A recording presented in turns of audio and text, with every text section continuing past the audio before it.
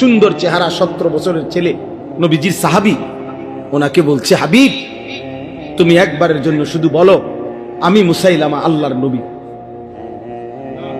তখন হযরত হাবিব বলছে, আল্লাহর কসম, আশহাদু আন্না মুহাম্মাদান রাসূলুল্লাহ ওয়া আনতা কাযাব, আমি সাক্ষ্য দিচ্ছি মুহাম্মদ সাল্লাল্লাহু আলাইহি সাল্লাম তিনি আল্লাহর রাসূল আর তুই মিথ্যুক।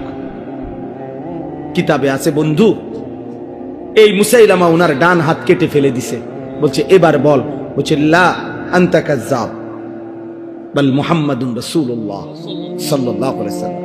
বাম হাত কেটে ফেলে দিছে, বলছে এবার বল, বলছে লা আনতা কাযাব। ডান পাও কেটে ফেলে দিছে, বলছে এবার বল লা আনতা কাযাব। বাম পাও কেটে দিছে, উনি এবারও বলছে লা আনতা কাযাব, তুই মিথ্যাবাদী। শেষ পর্যন্ত জিহ্বা টেনে ছিঁড়ে ফেলছে, শরীরটা কাইটা টুকরা টুকরা করে, খোদার কসম বুটি বুটি পিস পিস বানায় ফেলছে, গোশতের টুকরার মতো।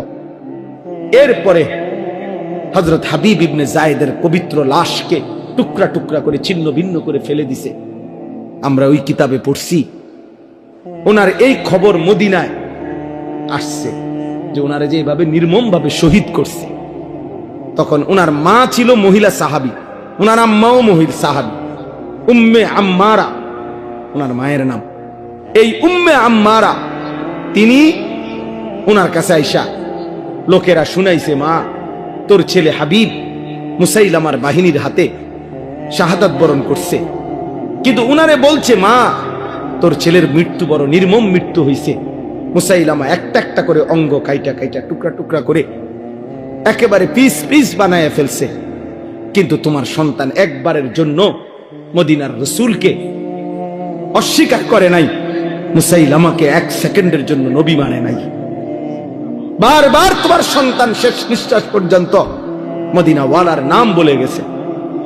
এই তখন আমরা কিতাবে পড়ছি, ওই মহিলা, ওই সাহাবীর মা একটা চিৎকার দিয়া সবার সামনে বলছে, লিহাদাল ইয়াউম আরদাতুহু, মদিনাবাসী আল্লাহর কসম এমন একটা দিনের জন্যই আমি আমার সন্তানকে বুকের দুধ খাওয়াইছি।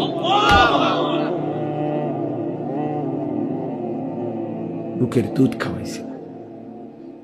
অতএব বাবা, এক মা তার পবিত্র দুধের সৌভাগ্য বলতেছে যে সন্তান আমার দুধের হক আদায় করছে, আমার বুকের দুধের হক আদায় করছে আল্লাহর জন্য।